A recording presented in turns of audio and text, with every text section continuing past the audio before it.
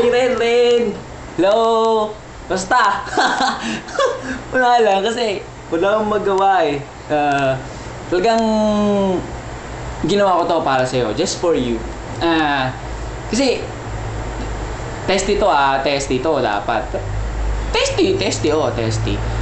Ayun, kasi alam mo sa totoo lang, tinatamad ako mag-type. Kaya mas maganda na yung ganito ginawa ko kasi at least kahit pa paano nakikita mo ako, di ba? Habang ginagawa to. Social! Diba? Social! Iba tayo. Ayun, sige, umpisahan na natin. Alam niyan si Ren? Alam niyan si Ren? Ang bait! Bait niyong girl na yan. Hindi, seryoso. Ang bait talaga niyan. Yung mga inaanyo niya sa akin na parang lagi siyang nandyan para sa'yo. Alam mo yun, syempre natutuwa ako. Ngayon. Syempre lalo yung mga friends niya kasi although hindi kami gaano nakikita. Pero lagi naman kaming magka-text. Pero minsan di na siya nakakapag-reply. Siguro busy sa studies niya. Pero okay lang, I understand naman. Ayun, lagi pa siya, yung unang kita ko dyan, kala mo 9 years old na bata. Sorry Ayun, kala mo 9 years old na bata. Ang cute-cute niya, baby face. Alam mo yun, baby face talaga. Naglalakad-lakad, ganyan. May kita mo maglalakad. Tapos, may kasama akong bata, ganun. Pero oo,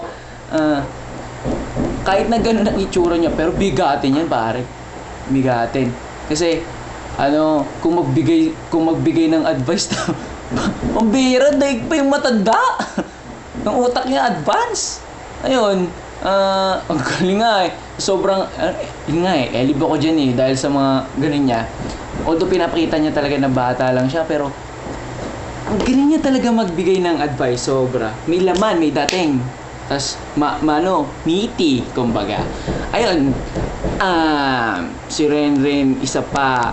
Ang kulit niyan, kausap sa phone, ang daldal, tapos tawa ng tawa, ewan ko ba dyan, pagka ako daw kausap niya, tawa daw siya ng tawa. Ano ko, payaso?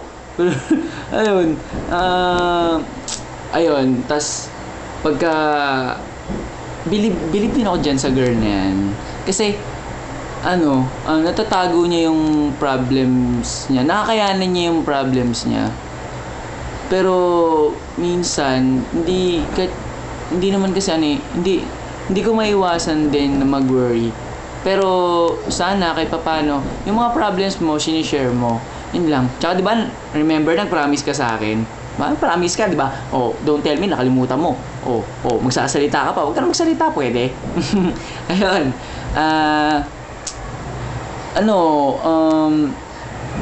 Parang na-handle niya yung problems niya kahit na ang daming gumugulo sa isip niya. Ang dami kasi yung about dun sa studies niya ngayon, para yun na, ay paano naman daw nakakayanan niya. Ayun, Ren, samantalin ko na rin to. Gusto ko rin sana mag-thank you sa'yo sa mga payo na binibigay mo sa akin, sa pagpapatawa, sa pakikipag-usap, pakikipagkwentuhan. Salamat sa lahat. Tsaka, thankful ako kasi nakilala ko kayo ni Jem. Ay, hi din pala kay Janice. Hello, Janice. Hi, Jem. Ganyan. Ayun, thank you talaga, sobra. Isa ka sa mga, actually, ikaw lang eh. Ikaw lang yung nagpangiti sa akin ng ganito. Ikaw lang yung nagpangiti ulit sa akin ng ganito. Ayun, thank you talaga, sobra. Ang gusto ko lang, sana, ang gawin mo, mag-aral ka mabuti, mag-iingat ka lagi, tsaka, huwag mong papabayaan yung studies mo kasi diyan umaasa sa iyo yung parents mo. Wow, seryoso? Seryoso tayo, pare. Ayun. Dapat mag-aral ka mabuti para may pagmalaki ka ng parents mo. Stig yun. Ha? Okay? Ingat, salamat, God bless. Okay? Don't worry, may part 2 pa to. Promise. Ha?